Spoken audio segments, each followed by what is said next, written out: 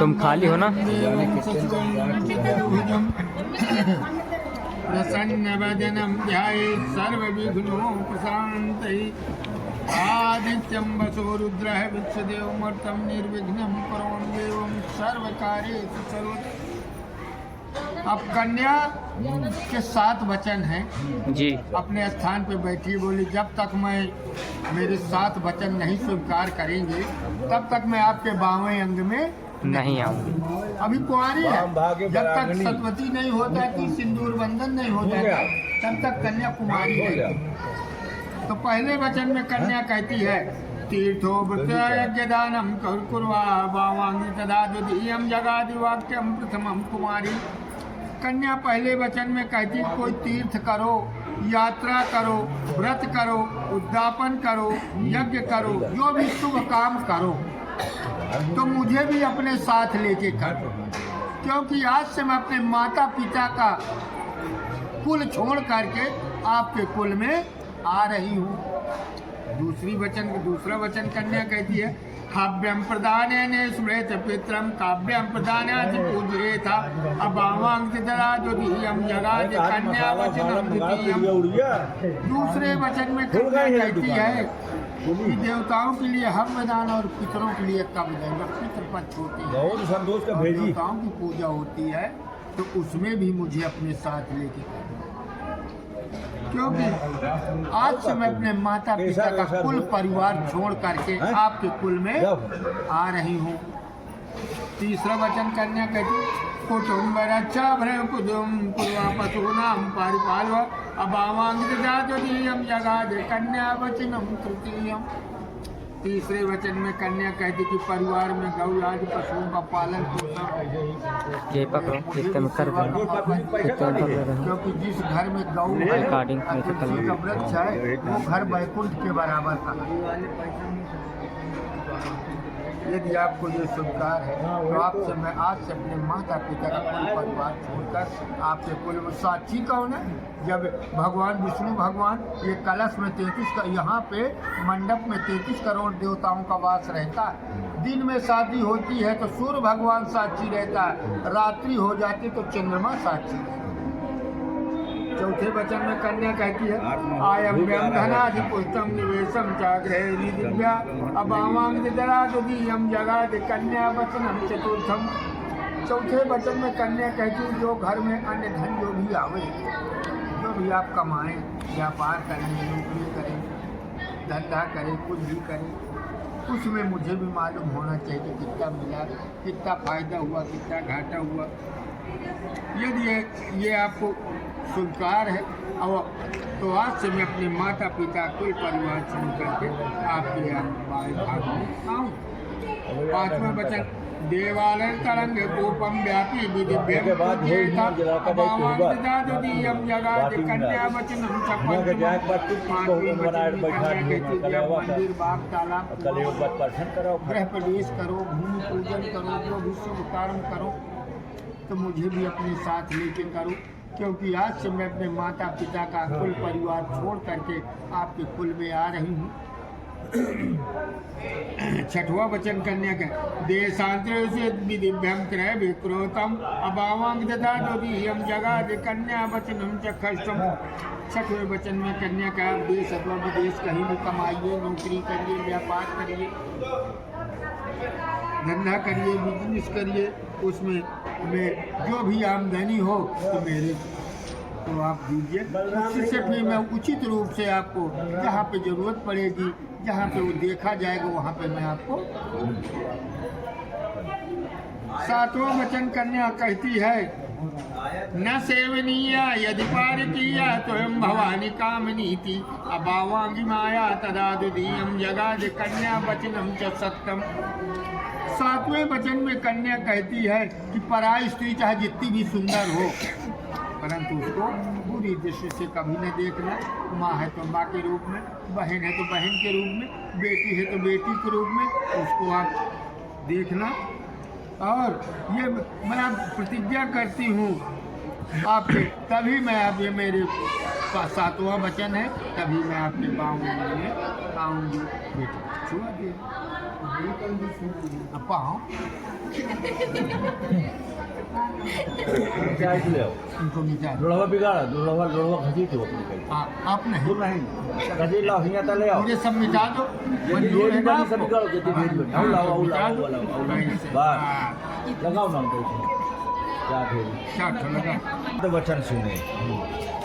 कन्या ने 7 वचन रखे कि शर्तें रखी कि ये सब हमारे स्वीकार करो। जैसे इन्होंने कहा तीर्थ जाना, यात्रा करना, आज सब करो तो हम आपके बाम आ गए। इस प्रकार से इन्होंने 7 वचन कहे और वर्जी 7 वचन स्वीकार करने के लिए कन्या कहती कि आप स्वीकार करो तो हम तुम्हारे बाम भाग आ जाए। परंतु वर्जी रुक गए। इन्होंने कहा अभी नहीं, पहले तुम हमारो वचन स्वीकार करो। भाई आपके हम स्वीकार कर ले, तुम न करो तो इसलिए हम भी शर्त रख रहे हैं आपके सामने। कहे से हे पार्वती, जब तुम्हारा अगला जन्म था, जब सती थी, तब तुमने हमारे वचनों का पालन नहीं किया था, आज्ञा का पालन नहीं किया था और हमें वचनों का, हमारी आज्ञा का अवहेलना करके तुम अपने पिता के घर चली गई थी। इसलिए आप वचन दीजिए कि इस जन्म में आप ऐसा नहीं करोगी। तो सुनिए वर्जी क्या कह रहे हैं आपसे कि उत्पाने मद्यपाने राजद्वारे चा पिता गृहे मम आज्ञानगातव्यं पति धर्मं परायणे। उत्पान नाम दोपहर, उत्पान नाम जंगल, उत्पान नाम रात्रि। यदि दोपहर का समय हो जाए तो तुम घर की दहलीज से बाहर नहीं निकलना, घूमने नहीं। कि अक्सर आप देखा तो दोपहरी के समय जाऊँगा कौन या घर भुआ घर, जैसे आप देखते हो नहीं घूमा करते, तो ऐसा नहीं करना। दोपहर का समय घूमने का नहीं होता है, विश्राम करने का होता है, क्योंकि ठीक दोपहरी है, प्रेतवास होता है। इस समय दोपहर के समय स्त्रियों का जो सुहागिन औरत है उसको जरूर घर के अंदर रहना चाहिए। परंतु यहाँ पर अब कन्या थोड़ा हस्तक्षेप कर रही हैं, क्योंकि वर्जी ने कहा दोपहर को घर से नहीं निकलना, परंतु दोपहर को एक पूजा हुआ करती है। साल भर में एक ऐसी पूजा जो दोपहर को ही होती है, उसको कहते हैं सावित्री वट पूजा, बरगदही जिसे हम लोग सब लोग कहते हैं। बरगद की पूजा दोपहर को की जाती है। वर्जी ने मना किया कि दोपहर को घर से नहीं निकलना है। कन्या ने कहा आप कहते दोपहर को नहीं निकलते, बचा फिर मैं बरगद पूजे कैसे जाऊंगी, आप बताइए। तो वर्जी ने कहा जब 4 सखियां आपकी पड़ोस की स्त्रियां, सुहागिन औरतें सज करके चलने लगे तो उस टोली में तुम भी एक हो जाना, जहाँ 6 है वहाँ 7 हो जाना। अब सब जन लोग जा करके बरगद की पूजा करना और भी आकर के अपने घर के अंदर आ जाना। और वर्जी ने भी मना किया है, क्या मना किया, उद्दपाने, उद्दपान नाम दोपहर हो गया, उत्पान नाम रात्रि का समय है। अब एक शब्द के 3 अर्थ आते हैं, उद्दपान नाम रात, उत्पान नाम दोपहर, उत्पान नाम जंगल। अब रात को घर से निकलने के लिए वर्जी मना कर रहे हैं कि आपको घर से रात में नहीं निकलना है। अब कन्या ने कहा ठीक है स्वामी, हम आपकी आज्ञा का पालन करेंगे, नहीं निकलेंगे, परंतु शायद घर में जैसे पहले छप्पर के घर बने रहते थे, खतरा कितना मोल रहता था, छप्पर में कतो अचानक दिया छुई गया तो काम हो गया। फिर भी आज खतरा है, ऐसी बात नहीं है कि हम रात्र का समय हो हमारे यहाँ खतरा नहीं हो सकता है। आज के दिन में तो उससे ज़्यादा खतरा, पहले तो खाली दिए छुड़िया कटे रहा है, आज के दिन में गैस सिलेंडर फटे कटे रहा था। बिजली का कहीं आपस में वो हो जाए तो उसमें से खतरा बना रहता है घर में, तो तब मैं क्या करूँगी। आप कहते हो घर के अंदर घुसी रहना, मैं घर से घुसी रहूँगी तो शायद अचानक बिजली शॉर्ट होने लगे और लय उड़े या सिलेंडर लय उड़े तो कब क्या करूँगी। तो वर्जी ने कहा आपत्ति काले मर्यादा नास्ति, जब ऐसी स्थिति आ जाए आपत्ति, क्योंकि विपत्ति में घर से निकल जाना चाहिए, घर में रुकना नहीं चाहिए, क्योंकि अगर शरीर है तब तो धर्म रही, शरीर नहीं तो धर्म कहेगा। इसलिए काया राखे धर्म, शरीर है तो धर्म है, शरीर नहीं तो धर्म खत्म। तो इसलिए अपने प्राण की रक्षा करना हर नागरिक का, सबका अधिकार है। इसके बाद वर्जी ने मना किया, जंगल नहीं जाना है आपको। अब तो चलो सुलभ हो गए, घर घर व्यवस्था हो गई जंगल। अब फर्द कभी भी पड़ सकता है जंगल जाना, तो अकेली नहीं जाना है आपको। जब चार आपकी सास है, आपकी ननद है, बड़ी जेठानी है, आपको जंगल जलना पड़े, आवश्यक पड़ जाए, तो उस परिस्थिति में आप अपने जेठानी और सास और अपनी ननद को लेकर के जंगल जा सकती हैं, परंतु अकेली नहीं जा सकती। अब आया मद्यपानी। मद्यपान कहते हैं जहाँ शराबी लोग बैठे होते हैं, शराब पी रहे हों। शराब की आजकल गली गली दुकानें खुली हुई हैं, तो जहाँ तक हो सके उस स्थान को त्याग देना चाहिए। उस स्थान से नहीं जाना चाहिए जहाँ शराबी व्यक्ति बैठे हों या शराब पी रहे हैं, वह स्थान में नहीं जाना चाहिए। हमारे मित्र क्यों न बैठे हों, हम उनके साथ क्यों न बैठे, फिर भी आप वहाँ पर नहीं आएंगी। एक कहा गया मद पाने, कहते हैं मद चूता हुआ हाथी, जब बरगला जाता हाथी, उसको भी मद पाने कहा गया है। तो ऐसी परिस्थिति में जब हाथी लोग, औरतें क्या करती हैं कि भादों के महीने में एक व्रत आता है जिसे महालक्ष्मी व्रत कहा जाता है। आपके पार उसा महालक्ष्मी व्रत होता है जिसमें लक्ष्मी जी आरूढ़ रहती हैं हाथी के ऊपर, औरतें व्रत करती हैं, महालक्ष्मी व्रत। और अब वर्जी कन्या कहती, वर्जी ने कहा कि आप हाथी के सन्मुख नहीं पड़ जाओगी।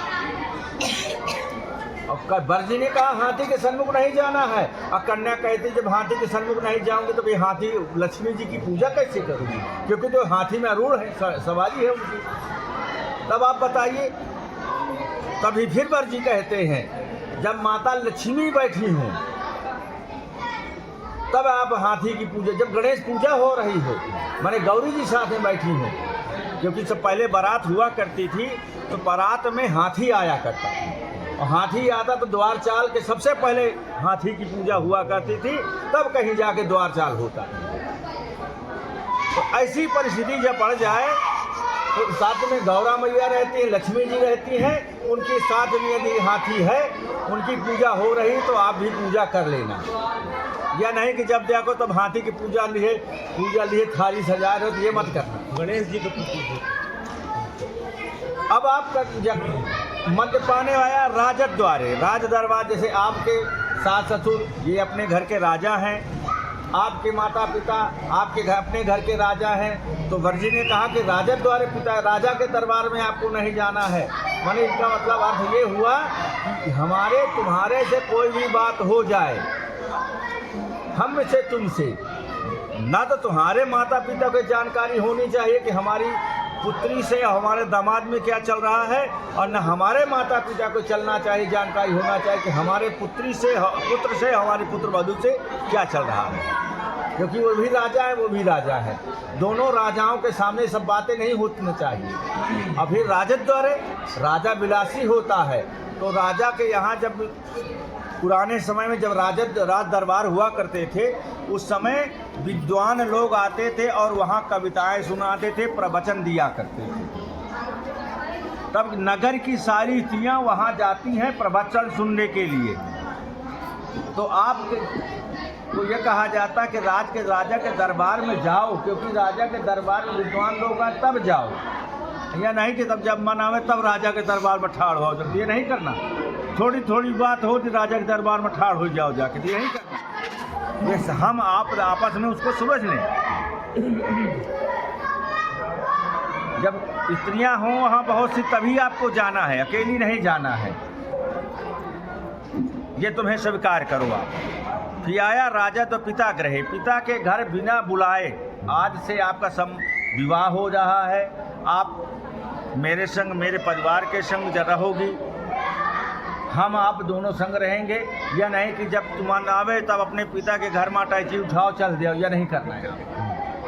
कहीं से बात है हमसे तुमसे थोड़ी थोड़ी, हर अक्सर कुछ ना कुछ हर गृहस्थी में बात हुआ करती है, हर स्त्री पुरुष में थोड़ी थोड़ी बात, कभी कभी हंसी मजाक में परवान चढ़ जाती हो बात। तो यह नहीं कि भाई उठाओ अटैची ले आओ, तुम ऐसा कहा तो हम ये जाएंगे, तो ऐसा नहीं करना।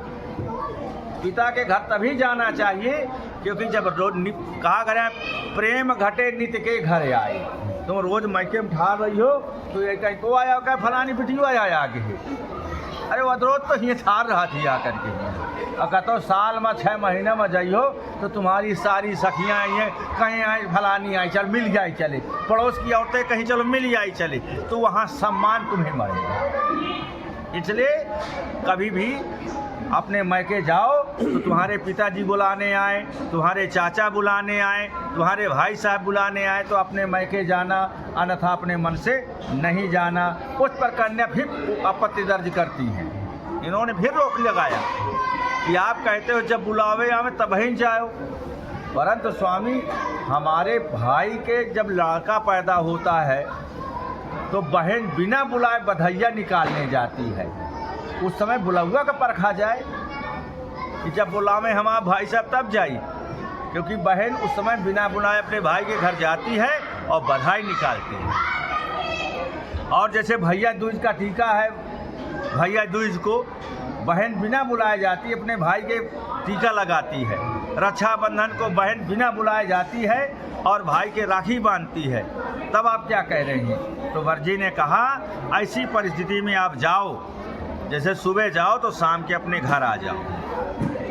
अगर तुम्हें स्वीकार है तो हमारे बाम भागाओ। मदीय चित्तान गतम न चित्तम सदा ममज्ञा पर पालनंच। मेरे चित्त के, अब दूसरा शब्द इन्होंने भी रख दिया, मेरे चित्त के अनुसार चलो। मेरे घर का जैसे माहौल है, अब अपने पिता घर में रही हो, आपके घर का माहौल कैसा रहा है, परंतु आप मेरे घर के माहौल में चल रही हैं। हमारा लोगों को कैसे रहना है, कैसे हम लोग रहते, तो आप उस पे ढलो। हमारे ये कोशिश करो कि हमारा और आपका चित्त एक हो जाए, हमारे विचार आपके विचार एक हो जाएं। ये स्वीकार हो तो हम तुम्हारे वाम भाग, हम आपको वाम भाग में आसन देते हैं, आप आइए, हम आपकी सारी शर्तें स्वीकार कर रहे हैं। तो बिटिया जो बरजी ने कहा क्या ये सारी शर्तें स्वीकार आपको हो रही हैं? पूरा करोगी? चलो भाई, चित्तम मम चित्तम, मौरी मौरी मिलाओ। मम राम चित्तम मम। भैया दाहिने पैर का अंगूठा छुआ बेटा, बिटिया बिगाड़ो। दाहिने पैर का अंगूठा छुआ। चलो घर ही लग जाओ, हटाओ पैर। जो बाकी 2 दिन बाद दाहिने हाथ पूरी हुई।